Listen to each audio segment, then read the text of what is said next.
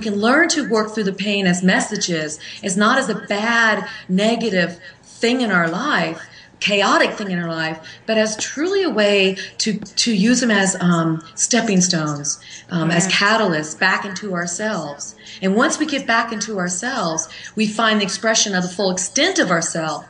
I always believe that the lowest veils we feel in our life, the valleys we feel, the higher our peaks will be.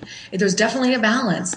But going deeper into ourselves and do some of these scary places and recesses of our heart, of our feelings, it doesn't have to be a negative journey. There's definitely ways to do this. And many of the great writers of the year over the years, and the great poets, especially the poets and the artists, they knew how to do this. They did it through their art. They did it through prose. They did it through parables. They did it through stories. They did it through paintings to emotionally affect us, to feel where we always try to cut off. So we can circumvent that and learn ways to go within with the different techniques I talk about in the book, with self-hypnosis, with the drawing, especially the mandorla is one of my favorite because it talks about two opposing views in your life, bringing them together. What's the third entity that comes from that? So we can use and open and go into our heart, go into that space, through that doorway. We're going to find there's such riches in there. It's not about opening Pandora's box. It's really about going into Pandora's box. Yeah. And then you're going to find in there more than just the scary things. You're going to find all the beautiful treasures as well. Absolutely. That's amazing. With your book, you also talked about, obviously you had the meditation, you talk about meditation, and you talk about, I want to say, more of a trance, hypnosis. You talk about hypnosis, yes. And you separate that. And I thought that was very interesting because a lot of the times, I think we interchange that. I interchanged that. When I was reading about how you described hypnosis, I was like, you know what, I think I'm doing that and I'm calling it meditation, and I'm not sure how important it is maybe to distinguish it, but it is a difference. And so I wanted to know, what's your experience what is your personal experience with hypnosis? What comes out of it for you, and how does that differ than meditation? For those that might be wondering, meditation versus hypnosis, what do they both offer me? What's the difference? Well, I like hypnosis, and I'm a trained hypnotherapist. I use it many years in my practice, and I use it for myself, and I call it self-hypnosis. And I know in the book, I'll explain this to your listeners as well, it's a process of when the painting paints itself. You drive your car, and you got from point A to point B. It's not good to be going into self-hypnosis when you're driving your car, but it happens. Yeah. You learn to shift. You maybe have a car that's a shift car. Most people don't have those anymore, but you would just automatically shift. It's an automatic process of doing things. And when you do self-hypnosis, you actually have a purpose in mind. You take yourself into this relaxed state of awareness. You change your wavelength of your brain, your frequency of your brain, and you step into this with a purpose. Now, meditation could be also it is purposeful, but I see meditation slightly different. Meditation to me is, for me, I don't like to sit still and meditate. That's more of a self-hypnosis. I see meditation for me as more of a movement. It's more of an action I do to move into a space. It could be doing yoga movements. It could be, I'm also a Middle Eastern dancer. It could be my Middle Eastern movements. It could be myself using the art and doing certain kinds of repetitive movements that allow me to move into a state of relaxation. It could be, my meditation could be my journaling. Both of them, though, share a similarity in terms of they're about communicating back with yourself, whether it's through an active way or a more of a passive way.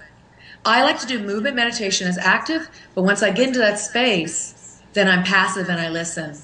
Where hypnosis, self-hypnosis, once I get in that space, I'm actively pursuing something. So I'm actively asking myself questions. I'm listening to a tape I created that takes me deeper down the steps to find the hidden jewel or message behind the door. I think it's one of the exercises in my book I talk about. Yeah. So they kind of flip-flop between passive and active. So they do cross over too. Wow. And one of the, I think it was hypnosis, you talk about the all-knowing, all-seeing eye. You bring up the eye and opening up the crown chakra and whatnot. And I'm curious because I think there's a lot of confusion with that. I see, like, for instance, I have this, it's a Turkish bracelet, and it has the hand and then the eye. And it's called the evil eye, but right. I think a lot of people associate that with dare I say, Illuminati type-esque features. But I think that might be misinterpreted, but I would love for you to kind of talk about getting into that space of the all-knowing, all-seeing, and the idea, the concept of what the eye really represents. Well, that's beautiful because the eye is definitely a symbol of the goddess. It's been a symbol of the goddess for years. And when I love that you brought up this symbol. This, I know the hand with the eye in it. For example, in the back of the dollar bill, we have our pyramid with the apex with the eye in the center. You see the eye of Horus. There's such symbolism around the eye. And I think what's really important for people, before I answer your question about opening up the third eye, what's really important for people about symbols, and I can't stress this enough, I don't recommend going to a book and say, what does this mean if I had a dream? I had a cat in my dream with an apple. What does that mean? I would say to you, ask yourself what a cat represents. Ask yourself what an apple represents. That becomes your own symbolism, your own way of looking at your artwork, your dreams, your intuition, your concept, your ideas. So let's say on your trip that a hawk flies by and drops a feather.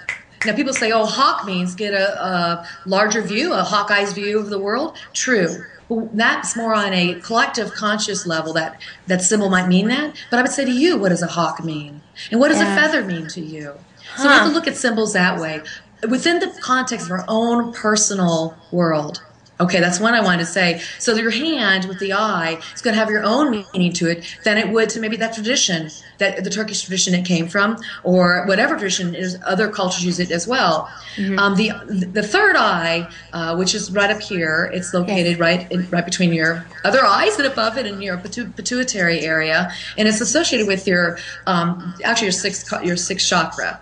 1, 2, 3, 4, 5, 6, 7, the top of your chakras. Yeah. And so when you're working with opening that up, the idea is that you're trying to access a part of you that is all-knowing, that taps into the universal part that really does have answers and really knows.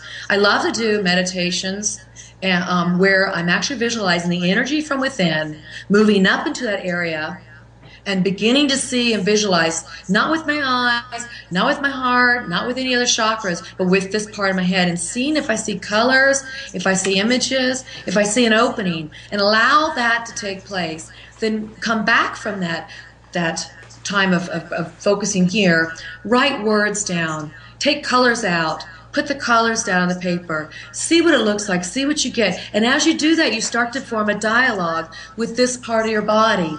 With this part of your body that is connected, that when it does open, it is connected with seeing things that others may not always see, that are unseen with the physical eyes, but can be seen without even the eyes. You know, I remember in the Odyssey, when Ulysses is out there running around the world, he runs into the Cyclops. Do you remember the Cyclops is a giant with the one eye? And he fights the Cyclops. And I think it's kind of a metaphor for us fighting ourselves and our ability to maybe to be able to see more and all. And it's a little scary at times to think that maybe I don't really want to see what's really out there. Maybe that would be too scary for me. And I wonder if that was part of his journey and the hero's journey, of our own journey, to begin to go, wow, I really can begin to envision and step out of my own world, that there is so much more beyond. My book that I wrote, we're talking about today, talks about this, talks about taking those calculated risks, taking that stance within yourself to go beyond those imaginary boxes, those imaginary walls that we have, and the opening and working with this third eye concept allows us to do that, and allows us to do it within our own way, within our own symbols, within our own comfort, within our own level. So it doesn't have to be this real mystical woo-woo kind of thing. It's just a natural process of, once again, going within and learning to communicate with the parts within ourselves. Wow. I love it. And we keep you keep coming back to going within, and how that's really the essence of everything. Would you say? I absolutely say so, 100%. I think my world is a lot larger outside because of all the work I've done within.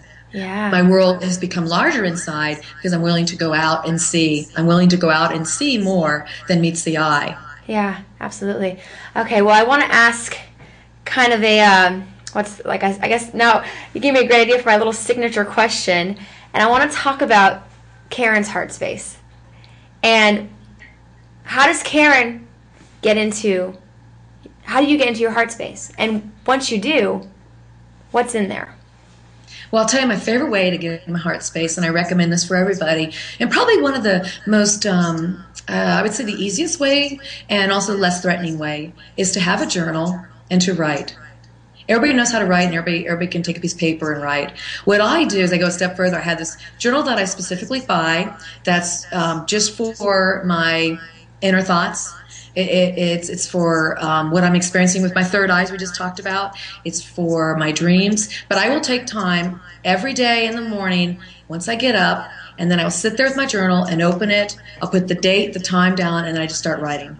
And I find that as I do that, once in a while I will get, it's almost as if I'm channeling another source. And what I know it is, it's really my higher self talking to me, and it's my heart talking to me. And it's coming back and saying to me things of wisdom that I'm going, well, I don't know if Karen would have thought of that today, but I allow it to flow. And I've been doing it for so long that it's just second nature for me. Mm-hmm. But that is how I work with it every day to be in that space. And I find there's times when I miss that space because I'm rushing somewhere, or I'm traveling or visiting somewhere, and I'm not taking that time. It's when I find that my day doesn't always go as smoothly. That is a great way to start the day, to set the framework for how you want your day to be, and to always give a gratitude to that ability to go within and have those answers. And that's what happens in the journaling. And that's where I go into my heart space. Mm-hmm. And when you do that, what is it? What do you think is your essence? What comes out? What do you see that comes out mostly once you get into that space? And I ask this because I'm sure there's people that might think, I think I'm making this up. I don't really know what I'm doing. Is this right? Am I crazy? What do you experience with that? And what can you experience with that? What is the heart space? Oh, that's such a good point. Even I go, what? Where did this come from? It doesn't really matter. Doesn't matter where it came from, because it's always heartfelt. It's always supportive. It's always looking at something, a situation, and writing my response to it, or it's taking a concept I just thought of when I'm sitting there with my eyes closed for a moment, or just hearing the birds, or looking at the beautiful flowers, or thinking, or if I'm in the city like you are in New York, just thinking about how my day is going to be, the meeting I'm going to have, and just allowing myself to take a break from that. It's giving myself the what would I say, the opening and the confirmation and the validation and the ability just to go within and say, I don't care, say it all. Say what it is you want to say.